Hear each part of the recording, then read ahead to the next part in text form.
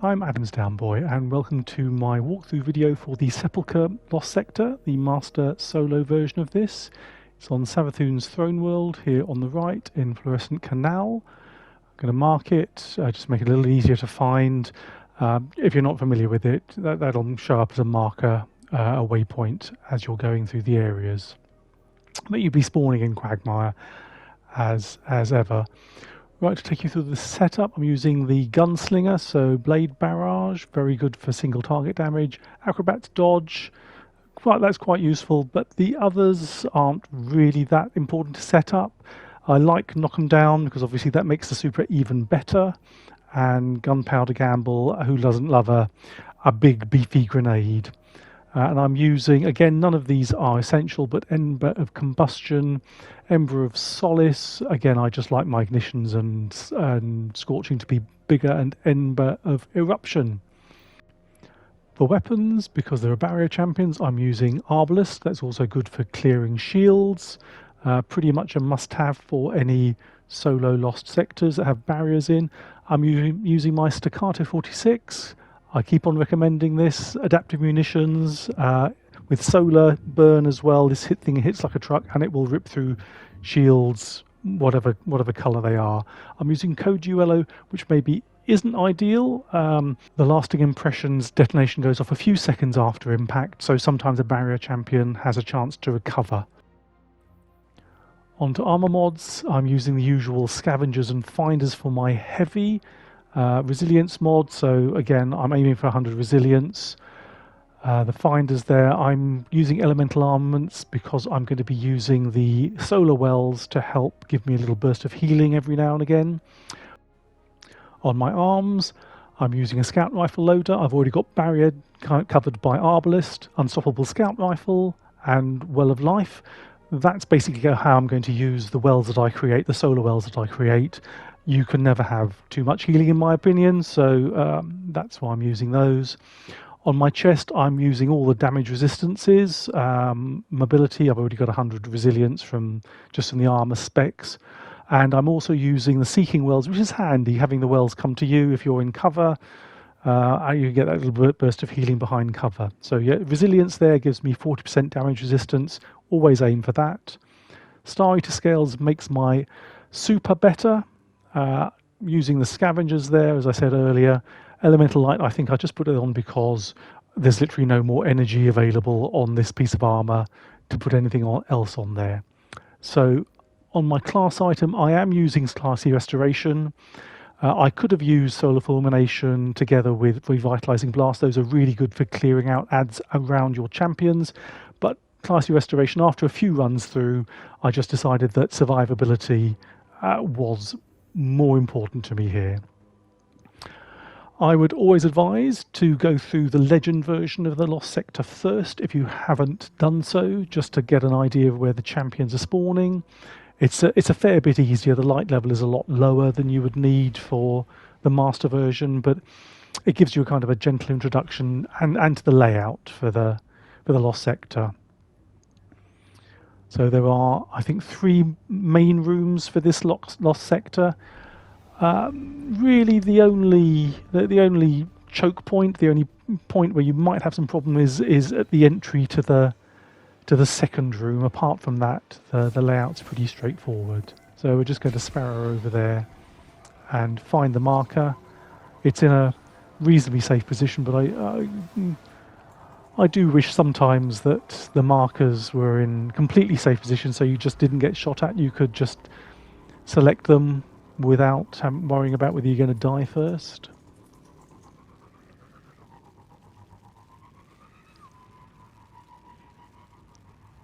So hopefully on Savathûn's throne world, this should be a familiar route to you if you've been, doing this since Witch Queen.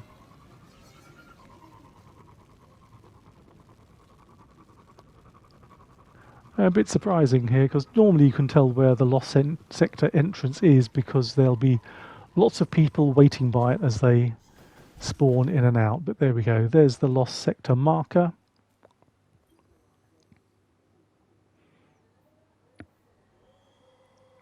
Put it on master. Just go through the modifiers, the usual. Those are all as per. Here you go, barrier and unstoppable, just to confirm.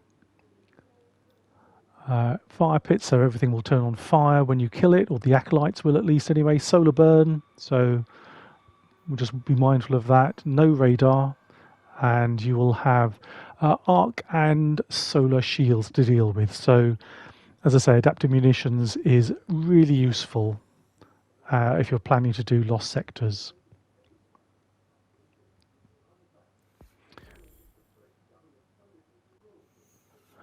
So as we spawn in, there's a small kind of antechamber that we spawn into with a few red bar ads in front of you with a arc shielded knight in the middle. So take the shield off the knight. I've thrown the grenade maybe a little bit to the right of where I do normally. It probably won't kill the knight there. It's not the most efficient place because really getting the knight down nice and early is very useful. So you can see I have ridden my luck there a little bit in terms of my health. Right, any survivors will go through into this room, and as soon as you walk in, more ads will spawn in. I think I counted a dozen acolytes, and then there will be a barrier champion up on those little platforms left and right. So next section I just hang around in this entrance area because they all have to try and shoot me. They're all keen to do so, but it just means that I'm only taking fire from stuff that's in front of me and nothing can sneak around, whereas if I went into the room there's a chance of being flanked.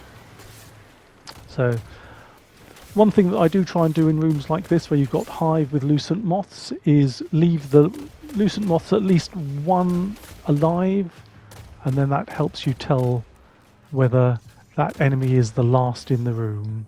So you can see the lucent moth there that I just killed from that acolyte is flying off to find another acolyte somewhere. Same thing with that one. So I know there's at least one left behind that little pillar there. But now you can see the lucent moth, after I kill this one, turns angry. So I know now, because they don't get attracted to champions, I know that was the last acolyte in the room. Now I normally set up here on the right hand side. For some reason, even though it's kind of a symmetrical room, this seems to give me better cover than taking cover behind the one on the left hand side. So I'm just going to take the barrier knight down until he puts his shield up. Take the shield off with Arbelest, single shot, and then you see Kojuelo goes off before he gets his shield back up and doesn't quite take him down. I found that out on a couple of previous runs. I think this is probably my second or third run through, so I found that it needs just a single shot afterwards to take that completely off. There we go, one more shot. Can be a body shot, and he's down. Now after that, a lucent hive, a lucent brood will come in, a wizard. I mean, this is one of the less troublesome type of lucent hive.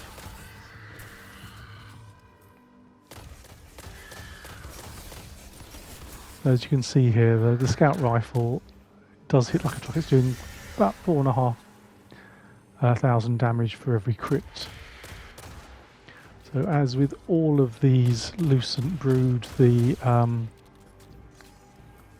have 3 attacks, so just count out the 3 attacks and then their super will be over. The wizard can also throw a grenade, a kind of a pulse grenade, one of the arc ones, which can be... It's not so bad here because it's not an arc burn. They can also heal themselves as well, so just be careful about that. And then when you get them down to finishable, take them down, kill the ghost. Right, in this next area, again, little antechamber. There will occasionally the barrier champion will come out. What my intention here is not to kill this guy, but to encourage the others to come out, because as soon as you kill one, all of this little party run through into the next room. So what I'm doing here, I did kill by mistake that one. I'm going to try and get the barrier champion down, although I just missed him and hit the scenery behind. But yeah, there we go, get the barrier champion down. Ideally I don't want that going into the next room. That just complicates things. Now I'm going to stay at the back here, just before those stairs, just to pick off any of the survivors that have wandered through into this room. So this is the second room, and once I've done that, go down the stairs and spawn in the adds in this room. You'll have 2 unstoppable champions, so I try and stun both of them left and right to take out the acolytes around them.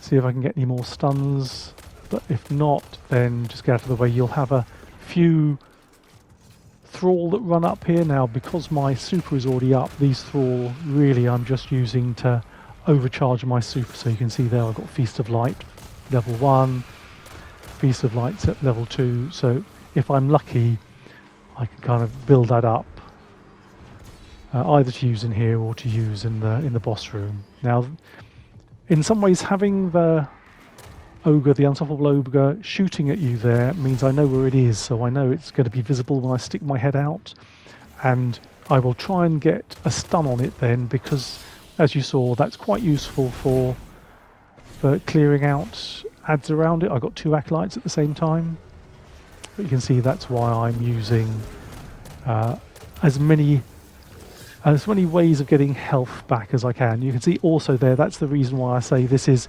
maybe not tricky, but you can get turned around a little bit and end up not quite level with the door. So if you do need to get out of there in a hurry, you just need to be aware where the door is. You're that close, it's never going to close on you, but as I say, you may wander backwards. This is the other thing, that obviously the acolytes know you're here, so depending on how many acolytes you have left, that can become a bit of a fire pit outside there. So you have plenty of time in here, just be patient. Eventually they'll give up and forget about you. I can see it's annoying because I have that swarm grenade from the Lucent Hive, the hunter out there. But there we go. Right, he's done, and you can see he's actually done a fair bit of damage to the Lucent Brood there as well. So I'm just waiting for the 3 super attacks to happen. We've got kind of audio clues for that. I know where the unstoppable is, so I can just go out there and stun him again. You can see he's done more damage to the Lucent Brood. The Lucent Brood looks quite low there now, so they don't have to run out there and get the...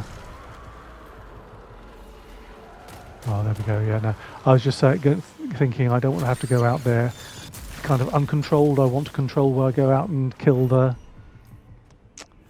Lucent Brood and have to get the ghost, but it actually wasn't too hectic out there. So again, I know there's 2 orange bars if they survive that initial. I think they spawn in with that initial bunch of adds, so they may get taken out by stunning the unstoppable. So I haven't seen the one on the left hand side here, but doesn't look like he's around. Looks like he must have been caught earlier, probably in one of the stun blasts from the unstoppable champion. So that's the second room cleared. Quick look round for ammo, glimmer, whatever. So this is the boss room. I have saved my super. I have saved my gunpowder gamble for this. Learning this over a few previous attempts. So I will run up here. I will throw the gunpowder gamble in the middle of this crowd of thrall and ignite it. That will kill all of them, and then I will use the super. The boss has a quite small health pool there, so that basically takes the boss out of it. And now I will just set up camp here, and again I am funneling them to me. Nothing can get behind me. If I need to, I can back off. The door will close. I can recover health. But basically everything is funneled to be in front of me here. So I'm going to pick off as many adds as I can before I start working on the champions. I think there's a second spawn that comes in, but in any case, I say it's just easier being able to get rid of the adds so that you can work on the on the barrier champions uninterrupted. The orange bar acolytes probably do take down, prioritize those because they do have that that kind of solar, not really a shotgun, not sure what it is, but it shoots solar stuff, so I think that's most of them. So we will make a start on the barrier champions.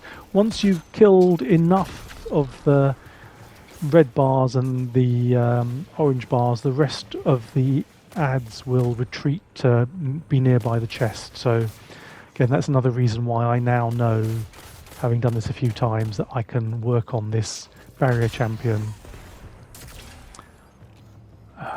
Just missed him, unmolested. But regardless of that, I know I've got plenty of time, plenty of ammo. So that's him dead, just watching him just in case the shield does go back up. And there we go, you've got a few damaged ads at the top, ones that presumably I got in either in previous waves or were standing next to barrier champions when they went off. And that's it. So yeah, pretty straightforward really. As I say, that only that choke point at the entrance to the second room is really the only kind of difficult place, I think. The rest of it is pretty straightforward because you can keep all the ads pretty much straight in front of you.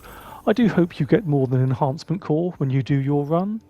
But as you can say, that this is my first successful run after, I'd say this is maybe my second, possibly my third run through, but I had run it through and I was fairly familiar with it from just running it as a Lost Sector, and I'd run a few Legend versions through first as well, so I knew where everything was. You can't get out, so...